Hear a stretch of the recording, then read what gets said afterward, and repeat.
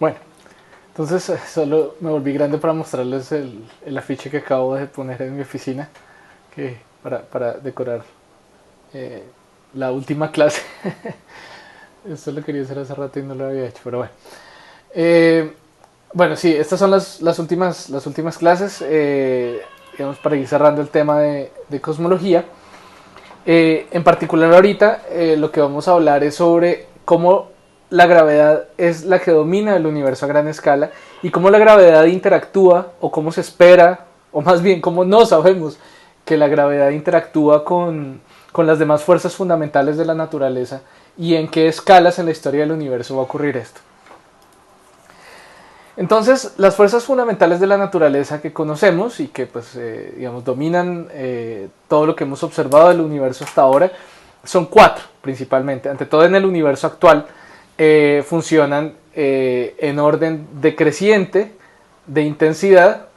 Es la fuerza fuerte o a veces llamada fuerza intensa menos comúnmente, la fuerza electromagnética, la fuerza débil y la fuerza de gravedad. La fuerza de interacción fuerte es la fuerza que mantiene a los núcleos, a los nucleones dentro de un átomo unidos. Si uno se pregunta por qué los protones se mantienen unidos en un núcleo atómico, si normalmente son cargas positivas que se van a repeler, la fuerza fuerte es la que vence esa repulsión, la que logra ganarle a esa repulsión electromagnética en los confines de los núcleos atómicos. Y va a ser 10 a la 38 veces más fuerte que la gravedad, como lo vemos aquí. La fuerza relativa comparada con la gravedad es 10 a la 38 la de la fuerza fuerte con respecto a la de gravitación, y por eso se llama la fuerza fuerte. De hecho, cuando fue descubierta era entre la gravitación y la electromagnética, que eran las dos fuerzas conocidas hasta el momento, era muchísimo más fuerte, y ahora verificamos que efectivamente es la más fuerte que conocemos. Adicionalmente hay otra fuerza llamada la fuerza débil, o digamos ya más, ya que se conoce que está unificada con la fuerza electromagnética, se llama la fuerza, o se conoce como la fuerza electrodébil, que es mucho más fuerte que la gravitación, 10 a la 25 veces más fuerte que la fuerza de gravedad, pero es mucho más débil que la fuerza electromagnética y mucho más débil que la fuerza nuclear fuerte. La forma como funcionan es, digamos, la gravedad funciona como el inverso del radial cuadrado, igual que la electromagnética, y estas dos fuerzas tienen un rango prácticamente infinito, mientras que las fuerzas débiles y fuertes tienen un rango mucho más corto, del orden de los femtómetros, el caso de la fuerza fuerte, y la fuerza débil, el caso de las milésimas de femtómetro. Digamos que a larga distancia tienen unas formas bien particulares, bien diferentes. Está un decaimiento muy rápido. Por ejemplo, tiene esta forma, la débil. Y la fuerte, pues digamos que tiene un rango, digamos, dentro del rango que actúa, es aproximadamente constante, ¿sí? Pero bueno, la fuerza en intensidad menos fuerte de todas estas fuerzas fundamentales de la naturaleza que estamos viendo es la fuerza de gravedad. Sin embargo, a gran escala es la que domina el universo, ¿sí? Porque todas estas otras fuerzas actúan a escalas muy pequeñas, digamos, las podríamos llamar de manera muy coloquial fuerzas cuánticas, porque, digamos, son importantes en el reino de lo cuántico, de lo muy muy pequeño, de lo más pequeño que microscópico. Mientras que la gravedad actúa a escalas mucho más grandes, o sea, donde tenemos, donde pensamos que digamos están los planetas, asteroides, galaxias, estructuras galácticas, estructuras a gran escala. Ahí es donde domina la gravedad, ¿no? Y la gravedad va a ser la que determina la evolución del universo desde prácticamente los primeros instantes del universo en adelante, y la que obviamente determina el destino del universo. Entonces, como para hacer digamos, para profundizar un tris en esta parte de cultura general sobre las fuerzas de la naturaleza, las fuerzas, digamos, los mediadores de estas fuerzas, o los que juegan dentro de estas fuerzas de la naturaleza, son diferentes tipos de partículas que van a sentir los diferentes tipos de fuerzas. Entonces, cualquier objeto que tenga masa va a sentir la fuerza gravitacional. Y esta es como digamos, La ventaja que tiene la gravedad sobre otras fuerzas es que todo lo que tenga masa siente la gravedad. Que eso no es cierto para la fuerza electromagnética, por ejemplo, porque los neutrones, que son nucleones sin carga eléctrica, no sienten la electricidad, las interacciones eléctricas. ¿Sí? Entonces, bueno, por ejemplo, para la fuerza fuerte vamos a tener unas partículas que son las que median la interacción, que se llaman los gluones, ¿sí? Que median la interacción entre los quarks, que son los compuestos con los cuales yo armo los nucleones, que son mucho más, digamos, digamos, existen a escalas mucho más grandes, y otras partículas llamadas los mesones y los bariones.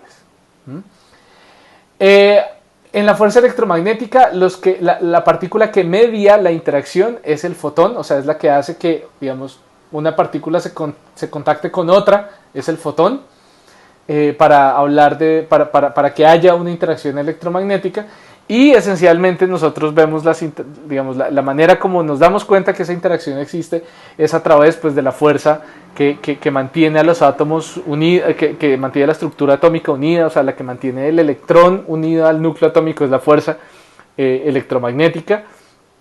Y pues digamos, a través de la interacción de los átomos con la luz, y a través de los átomos entre sí mismos en la química, y a través de la estructura digamos de cristales, entonces tenemos la electrónica. Entonces, digamos, la fuerza electromagnética media un montón de interacciones muy cotidianas para nosotros. Por otro lado, la fuerza gravitacional, no se sabe cuál es la partícula que media esta interacción gravitacional, no se sabe si existe. Se ha propuesto que existe, que es una partícula llamada el gravitón, pero no se ha descubierto evidencia a favor. Lo que sí se ha descubierto es que hay ondas gravitacionales, ¿sí?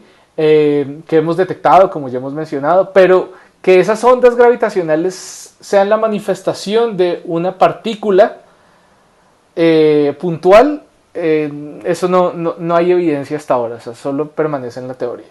Y esa fuerza gravitacional, pues, es lo que nos muestra la gravedad, el universo, pues, a escalas, digamos, macroscópicas. Desde el sistema solar hasta nosotros aquí parados encima de la Tierra, galaxias, agujeros negros, en fin. Y bueno, la fuerza débil, digamos, esa ya se caracteriza por unos procesos atómicos unos procesos de decaimiento atómico muy puntuales, como decaimiento de neutrones, radioactividad, como en el decaimiento beta, los famosos neutrinos y las interacciones de los neutrinos. Y algunos procesos nucleares importantes ya en el Sol van a estar mediados también por la interacción débil, ¿sí? Pero pues, digamos, cotidianamente tal vez no la vemos tanto, ¿sí? Bueno, adicionalmente, las partículas, los portadores fundamentales de carga eléctrica, digamos, negativa, van a ser los leptones, ¿sí? Con carga eléctrica negativa entera, que van a ser, bueno, primero el electrón y otra familia diferente que se llama el muón y otra que se llama el tauón, que son partículas puntuales indivisibles, ¿sí? Y su correspondiente contrapartida, que corresponde a, digamos, a un balance en este tipo de reacciones de decaimiento, donde hay un decaimiento donde sale un electrón. Entonces uno dice, no, pero si hay un electrón, no puede haber salido de la nada. Entonces lo que balancea ese de la nada de donde sale el electrón son los neutrinos. Y los neutrinos entonces se van a llevar parte de la energía que hay en este tipo de decaimientos, como estos decaimientos beta que estamos mencionando, y están asociados a cada tipo de leptón. O sea, si hay un electrón, hay un neutrino electrónico que es el que balancea este tipo de decaimientos que producen electrones. Y lo mismo para los muones y lo mismo para los tauones. Por otro lado, si yo quiero armar cargas eléctricas positivas, entonces yo voy a necesitar los quarks, ¿sí? Y los quarks van a venir en diferentes tipos. cada uno de los quarks va a tener también diferente carga asociada. Vamos a tener algunos quarks con carga eléctrica negativa y otros con carga eléctrica positiva, de manera que yo puedo tomar combinaciones, por ejemplo, de 3 quarks o de 2 quarks unidos por gluones, y al estar unidos, pues la carga eléctrica total pues va a tener cierto valor. Por ejemplo, yo puedo unir tres quarks diferentes, por ejemplo, no sé, que tengan una carga de 2 tercios menos 1 tercio y menos 1 tercio, y de esa manera la carga eléctrica sería 0 en total, y yo obtendría, por ejemplo, un neutrón con 3 quarks, cuya carga individual no es negativa. No es 0, perdón, lo que quise decir. La carga de cada quark puede no ser 0, pero al sumar los 3, al unir 3 de ellos, la carga neta total sí termina siendo 0. ¿Listo? Y entonces de esta manera con los quarks yo puedo unirlos para tener protones. Entonces digamos, por ejemplo, tendríamos 2 tercios menos 1 tercio. Entonces ahí tendría una carga de 1, ¿sí? Una carga eléctrica del electrón, o sea, 1.6 por 10 a la menos 19 coulombs, pero positiva, ¿no? Para formar un protón. Y también puedo tener combinaciones entre diferentes quarks para formar los famosos mesones y bariones, ¿sí? Pero en general todas estas partículas libres van a tener cargas eléctricas siempre enteras, ¿sí? O sea, como múltiplos enteros de la carga fundamental del electrón. ¿Listo? Y aquí arriba están las escalas de las que estamos hablando. El átomo, estamos hablando de escalas de nanómetros, ¿sí? Para hablar del núcleo atómico estamos ya hablando de distancias de femtómetros, y por aquí más adentro de distancias mucho más pequeñas, ¿no? 10 a la menos 13 centímetros, 10 a la menos 16 centímetros. Bueno, entonces tenemos esas 4 fuerzas fundamentales de la naturaleza: fuerte, débil, electromagnética y la fuerza de la gravedad, ¿sí? Que a medida que la distancia se va volviendo más corta y más corta y más corta, se van volviendo la misma, especialmente la fuerte, la débil y la electromagnética. Y digamos, ya entendemos muy bien esa unificación entre esas 3 fuerzas, entre la fuerte, la débil y la electromagnética, a escalas muy cortas. No tenemos absolutamente ningún problema. Y en la mayoría de experimentos y de condiciones como actualmente tenemos en el universo, no vamos a necesitar más que eso. No vamos a necesitar más que ir a distancias tan cortas que esas 3 fuerzas se vuelven una, pero existen aparte de la fuerza de la gravedad, ¿sí? O sea, la fuerza electromagnética, la débil y la fuerte se vuelven diferentes manifestaciones de la misma fuerza cuando tengo distancias más grandes, pero a distancias cortas son la misma fuerza, son la misma interacción. Pero eso no ocurre con la gravedad, y actualmente no tenemos ninguna teoría que unifique todas estas fuerzas. El nombre de esta teoría que se busca es de esta familia de teorías que se buscan, se llaman teorías de gran unificación.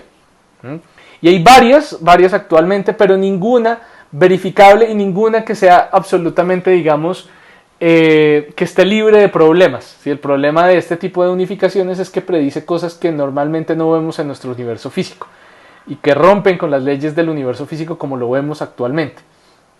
Entonces uno preguntaría, ¿pero qué importa si normalmente el universo como lo vemos no tiene las condiciones que requieren que tenga unificación de todas estas fuerzas?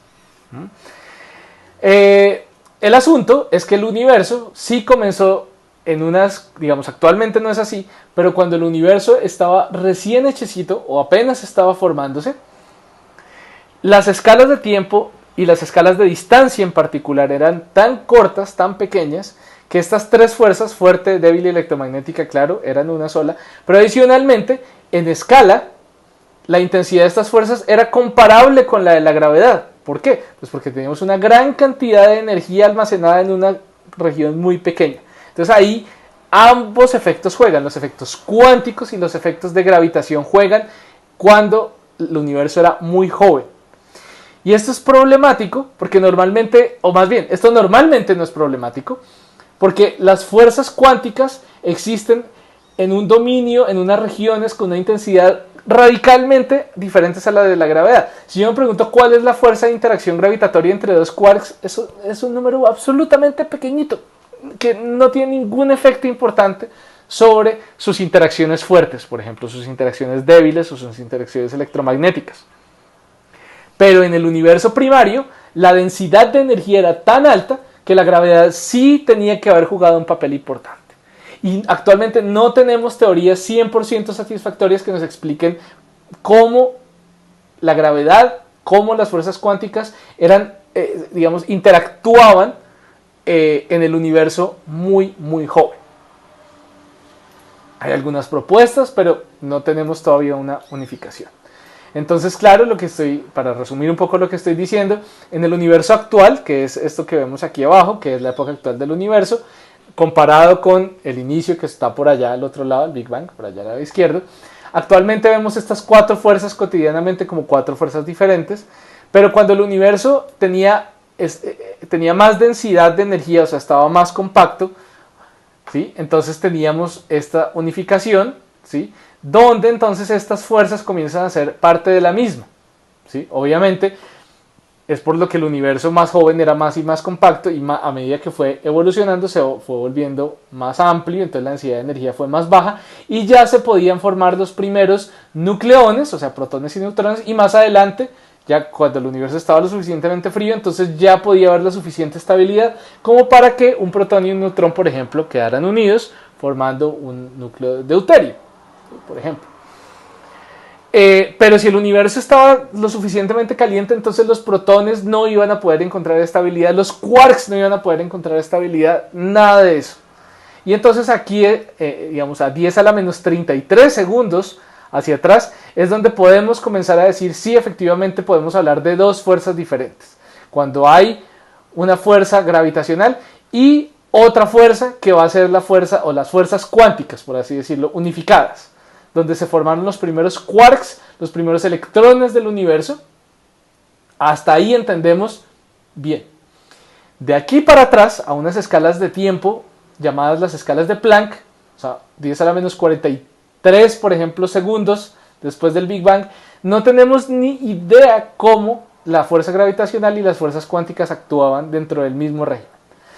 Después de un tiempo de Planck, ahí sí, porque ya podemos entender la gravedad por aparte de la fuerza fuerte, débil, electromagnética, estas fuerzas unificadas cuánticas. Las entendemos muy bien por aparte, ¿sí? Ya 10 a la menos 40, 10 a la menos 39 segundos después del Big Bang, no se pisan las mangueras estas 2 fuerzas. La gravedad, la gravitacional y las cuánticas. No se pisan.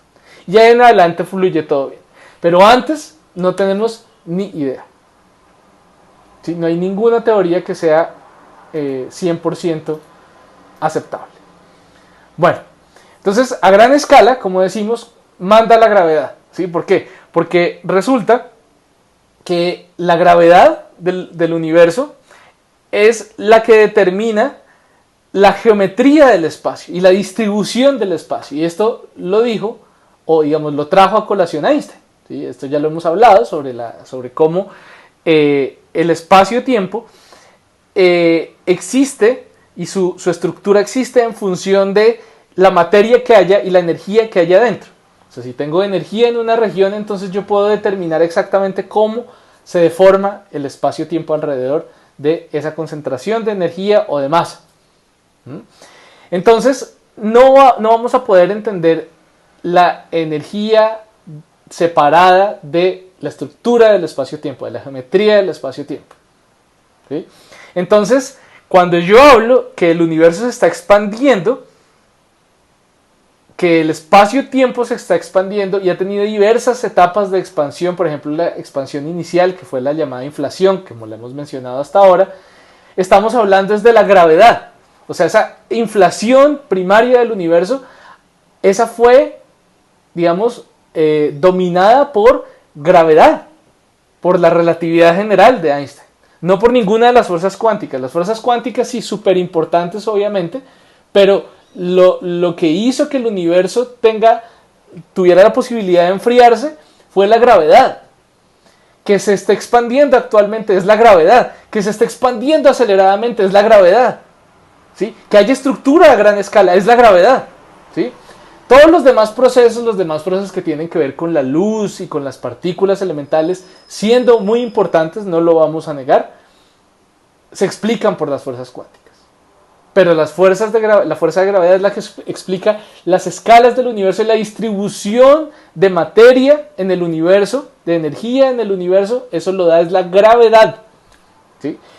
Estas ecuaciones que están aquí, esta ecuación que está aquí abajo, que de hecho son 16 ecuaciones diferentes, compactadas en una sola línea, son las famosas ecuaciones de campo de Einstein que describen cómo al lado, y esto es solo cultura general, normalmente no me gusta mostrar estas ecuaciones así nomás, pero como astrónomos es importante que, o sea, como E igual a mc al cuadrado, más importante aún, las reconozcan cuando las vean, así no necesariamente las entendamos, que al lado derecho tenemos esencialmente el contenido de materia, energía, y al lado izquierdo tenemos cómo responde la estructura de la geometría del espacio-tiempo, cómo responde a la presencia de materia y energía. Y al revés, ¿no? Porque pues obviamente como es una igualdad, pues hay una retroalimentación. Si yo tengo materia y esa materia deforma y hace que el espacio-tiempo se vuelva dinámico y esa materia se riega por todos lados, entonces obviamente eso va a tener un efecto sobre la distribución de la energía y eso va a tener un efecto sobre la distribución de la geometría del espacio-tiempo y así mismo, ¿no? Que era lo que ocurrió cuando el universo estaba pasando por esta etapa de inflación muy temprana en el universo, ¿sí? Pero entonces cuando hablamos de la geometría del espacio-tiempo del universo, estamos hablando específicamente de los efectos de la gravedad, de la relatividad general. Bueno, entonces la relatividad general, lo principal sobre la relatividad general es que considera que el espacio-tiempo se puede doblar, ¿sí? O sea que el espacio-tiempo puede ser curvo y se puede curvar en presencia de una distribución de materia-energía, ¿sí? Eso significa que localmente nuestro universo no es euclidiano plano, ¿sí? No sigue las reglas de la geometría euclidiana, sino que sigue las reglas de la geometría curva, que la llamamos la geometría riemanniana, con base al matemático, digamos, llamado según el matemático Riemann, quien fue el que comenzó a trabajar matemáticamente, no físicamente, en todas estas ideas de cómo sería un espacio curvo. Y fue Einstein el que tomó todas estas ideas y las trajo a la física. Entonces solo hay tres posibles combinaciones, formas como la geometría del universo podría tener a gran escala, que ya las hemos mencionado. Una es que a gran escala sea plano, no localmente, sino a gran escala, que sea plano, o que sea hiperbólico, o que sea esférico. ¿Listo? La geometría hiperbólica fue muy bien entendida por Gauss, por Lobachevsky. La geometría esférica fue escrita perfectamente por Riemann, ¿sí? Perdón, tenía que haber puesto esta antes. Cada una de esas ideas de cómo puede ser el universo a gran escala, pues corresponde a precisamente cada una de estas figuritas que estamos mostrando acá: un universo esférico, un universo hiperbólico de curvatura negativa, un universo plano, ¿sí? A gran escala, ¿sí? Para saber eso, entonces tenemos que entender cómo es el universo a gran escala en pocas palabras. O sea, ¿qué principio cosmológico hay? Y a lo que nos referimos con eso es qué propiedades sencillas podemos decir que tiene el universo a gran escala. Y entonces con esto lo que hacemos es describir las simetrías de cómo se ve el universo desde el punto de vista global, ¿sí? Y esto que vamos a decir no es nuevo desde el punto de vista filosófico. Tenemos esta cita bien interesante de Empédocles del siglo V a.C. y es: Dios es una esfera infinita cuyo centro está en todos lados y su circunferencia no está en ninguna parte. Bien interesante. Complementado con esta frase famosa de Einstein de aquí abajo, que es que todos los lugares del universo son iguales, son similares. Entonces, esto lo podemos resumir en lo que se llama el principio cosmológico, y es requerir que el universo cumpla ciertas condiciones que observamos que tiene, ¿no? Y es que es homogéneo, isotrópico, cuyas leyes son universales y que se expande de manera uniforme. ¿Mm? Entonces, que sea homogéneo significa que el universo es el mismo en cualquier lado. O sea, que las cantidades físicas que podemos medir del universo son aproximadamente las mismas en cualquier en cualquier dirección del universo que yo mire. Que sea isotrópico significa que también en cualquier dirección el universo se vea igual, que no hay una arriba y una abajo y una izquierda y una derecha. No hay una dirección privilegiada, por ejemplo, de expansión. Universalidad significa también que las leyes físicas, no solo las cantidades físicas, sino que las leyes físicas sean las mismas, ¿sí? Y eso lo sabemos porque los átomos, los elementos en el universo se comportan igual ahora que en el universo muy, muy joven. Eso lo conocemos muy bien. ¿Por qué? Pues porque los espectros de los cuásares más lejanos se comportan según las mismas reglas de distribución de energías de electrones, átomos, iguales que los electrones y átomos que hay en nuestro universo actual. ¿Sí? Entonces hay una universalidad para las leyes físicas. Esto fue el primero que lo propuso desde el punto de vista físico fue Newton. Fue el que dijo, no, la gravedad, como funciona aquí, funciona en el resto del universo. Y esto solo se ha vuelto más cierto a medida que hemos descubierto más cosas sobre el universo. Y adicionalmente, se está expandiendo uniformemente, es algo que observamos y es que el universo está creciendo. Desde el inicio del universo, el universo ha estado creciendo, ¿sí? Aparentemente se expande de la misma manera en cualquier dirección, en cualquier lugar donde yo vea, ¿sí? Que la expansión mantenga la misma tasa, eso es algo con lo cual vamos a romper eventualmente, ¿sí? Porque hemos visto que, por ejemplo, al principio del universo, la tasa de expansión del universo fue radicalmente diferente a como es ahora. Y estamos viendo, de hecho, que como es ahora, tampoco es como era hace unos 5.000 millones de años. Eso ha cambiado bastante también. Pero bueno. Pero por lo menos podemos decir que se ha estado expandiendo en direcciones uniformes, en direcciones isotrópicas, de manera homogénea. Y esto es lo que podemos decir de cómo es el universo a gran escala. Entonces, cualquier modelo que queramos utilizar para describir el universo tiene que estar de acuerdo con estos principios, con este principio básico cosmológico. Y si nos vamos a salir de ese principio cosmológico, tenemos que estar fundamentados en observaciones, ¿sí? Y por eso van a haber algunas observaciones que no van a estar de acuerdo de pronto en alguna pequeña parte con esos principios cosmológicos, y entonces me voy a tener que desviar de esos principios cosmológicos para poder explicar alguna observación en particular. Pero pues esto siempre va a ser un poco difícil de argumentar, porque el universo a gran escala así se comporta. Bueno, las primeras personas que trabajaron en la expansión del universo fueron Friedman y Lemaitre. Lemaitre en particular es bien interesante porque él fue un cura belga, quien, independiente a Friedman, quien era un académico, independientemente descubrieron teóricamente la expansión del universo. O sea, ellos plantearon cómo sería un universo en expansión, como una solución posible permitida por la teoría de la relatividad general de Einstein. O sea, ellos tomaron las ecuaciones de campo de Einstein que acabamos de mostrar hace rato y ellos, cada uno por aparte, logró construir una solución a estas ecuaciones de campo que permitían que el universo estuviera expandiéndose y estuviera evolucionando como vemos que evoluciona ahora, ¿sí? Y entonces, lo interesante de Lemaitre es que, como dije, era un cura, y digamos que cuando uno le dicen que la religión está muy lejos de la física, pues uno tiene que ir a personas, por ejemplo, como Lemaitre, y a todas las personas mucho antes que de pronto decimos, no, pues premodernas, ¿no? Pero es un tipo ya moderno, que no tenía ningún problema en moverse entre los dos mundos. Y por esa razón es que, por ejemplo, en el Vaticano podemos ver que hay un observatorio y hacen varias actividades científicas, profesionales, donde se mantiene una sana distancia entre la religión y la ciencia, ¿no?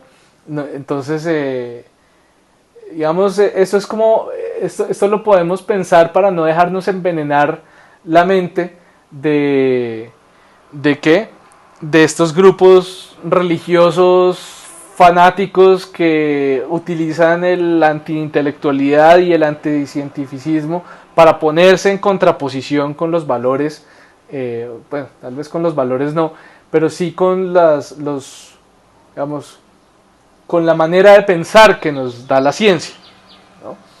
Entonces, pues no, digamos, no podemos, digamos, cuando dialoguemos, cuando tengamos que dialogar con alguien que sea muy religioso, es muy sencillo, no, o sea, digamos, es muy sencillo con el conocimiento, no caer en el simplismo de decir, no, sí, es que efectivamente tenemos que rechazar la ciencia si somos personas religiosas. Eso no es así. Entonces, la ciencia puede existir por encima de estos diálogos. Digamos, si uno le pregunta ya a científicos un poco más radicales, ya diría no.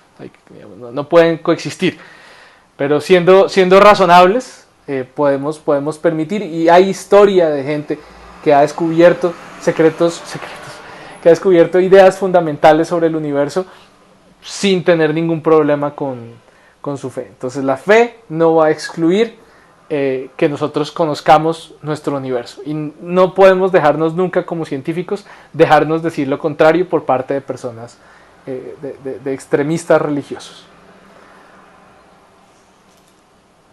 Bueno, entonces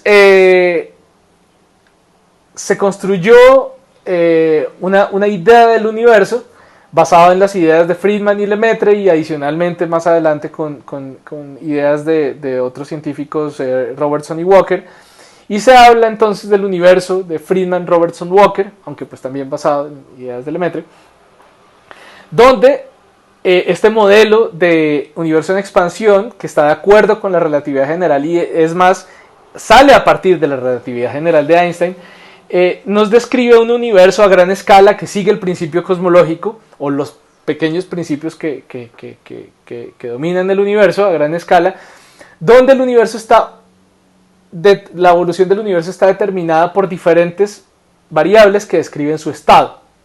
Son variables dinámicas, que van a ser la densidad, la presión, la curvatura, una constante cosmológica, ya vamos a hablar de ella, y pues un radio de curvatura que me va a describir cómo es el universo, si es curvo, si es plano, bueno, cómo es.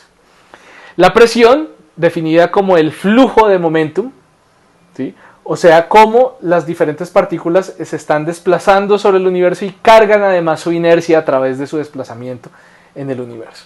Y recordando que la gravedad es simplemente una manifestación de la geometría del espacio-tiempo, pero a su vez la geometría del espacio-tiempo dictamina cómo se distribuye la densidad y presión, pero también la densidad y la presión dictaminan cómo es la curvatura del universo. Y bueno, resulta que Einstein, al saber de estas ideas de la expansión del universo, a Einstein le parece esto horrible. A Einstein no le gusta para nada esta solución. O sea, Einstein plantea las ecuaciones de campo, otras personas llegan y las solucionan al derecho y al revés, y Einstein dice, no, ¿qué caja de Pandora acabo de abrir? Entonces él dice, no.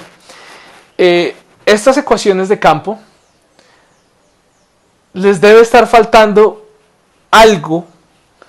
Cuando hablamos del universo, les debe estar faltando algo que funciona a gran escala, que evita que mi universo esté en expansión, que lo frene, digamos, que lo amarre.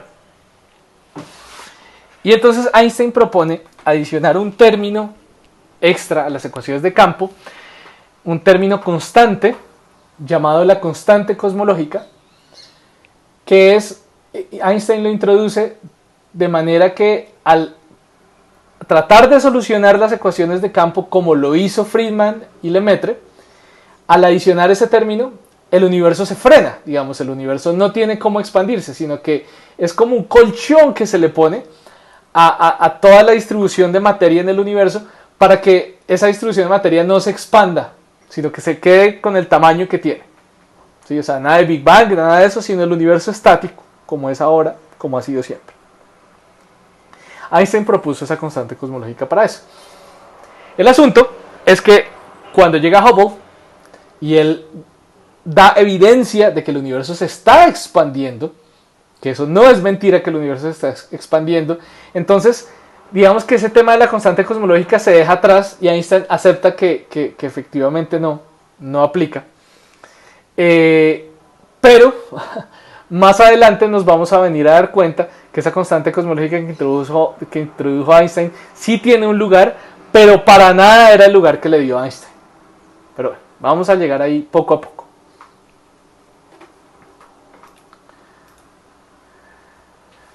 ¿Sí? Entonces, nada, esto era simplemente la constante cosmológica viene siendo un parámetro abierto. Esto es importante. Entonces resulta que este parámetro abierto, que es la constante cosmológica, nos va a describir cómo el universo puede tener cierto tamaño estable o de pronto creciente o de pronto que vuelva a colapsar, ¿sí? Esa relación entre esa constante cosmológica y el contenido de materia en el universo, vamos a tener un posible balance, ¿sí?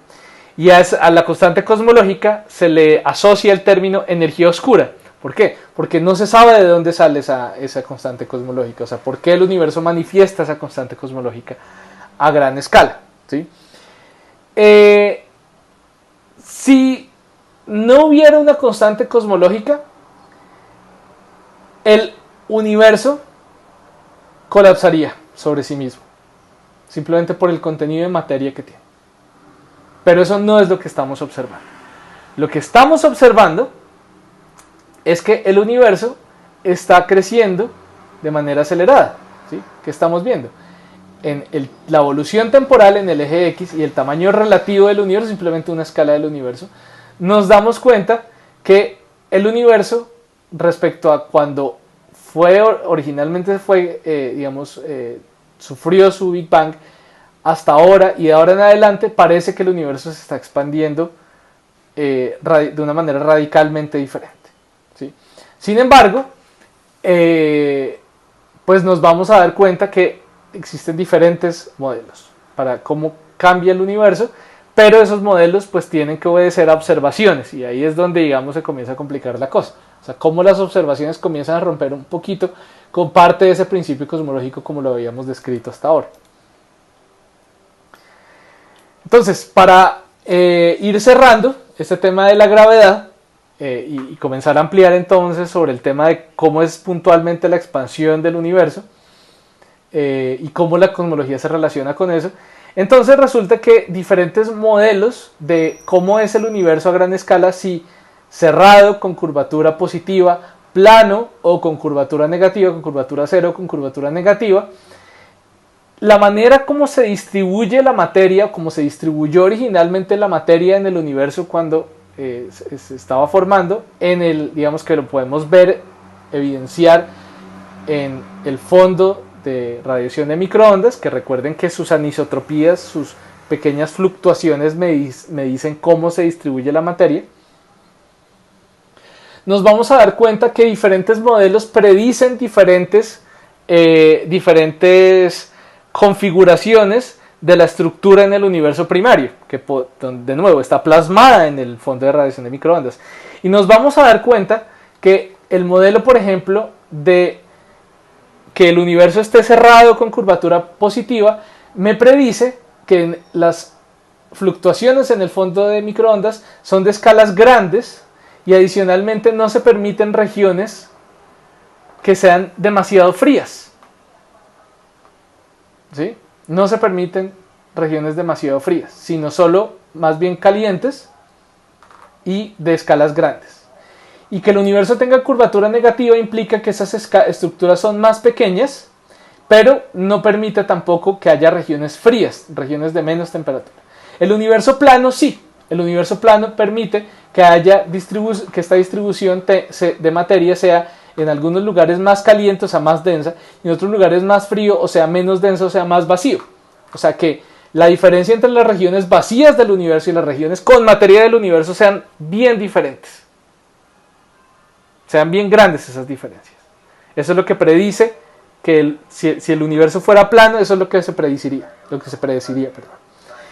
Entonces yo me voy a mis mapas de el fondo de radiación de microondas tomadas con WMAP, con Planck, y lo que me voy a dar cuenta, y con otro aparato, estas son medidas tomadas con un aparato llamado Boomerang, que es un globo sonda que hace lo mismo que Planck y WMAP, o sea, hacer un mapa del fondo de radiación de microondas, y se observa que el universo se parece o es a gran escala plano, ¿sí? Porque sus fluctuaciones, las fluctuaciones en cómo era la estructura cuando el universo estaba joven, se parecen más a como el universo fuera si el universo fuera plano, no curvo con curvatura positiva, ni curvo con curvatura negativa.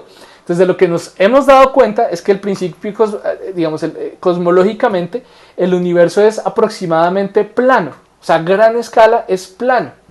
No es curvo, ni con curvatura positiva, ni con curvatura negativa. ¿Sí? Y entonces, esto le va a añadir, más información a como yo conozco que el universo es cosmológicamente hablando. ¿Listo? Entonces, para resumir, la evolución y destino final del universo va a estar determinado por diferentes factores. El contenido de energía del universo, que va a estar descrito por la materia, sea oscura o sea visible, la densidad y presión de cómo se distribuye la energía y materia en el universo, cómo responde mutuamente la energía el contenido de energía del universo, la densidad de energía del universo, el flujo de energía del universo, con la geometría del universo, que es el término de curvatura, que parece ser absolutamente plano a gran escala, a pesar de que hay expansión, es un universo que cada vez que se expande sigue siendo plano, no es que se expande y se vuelve curvo, no, se expande y sigue siendo plano, pero adicionalmente va a haber este término extra que va a ser la constante cosmológica, ¿sí?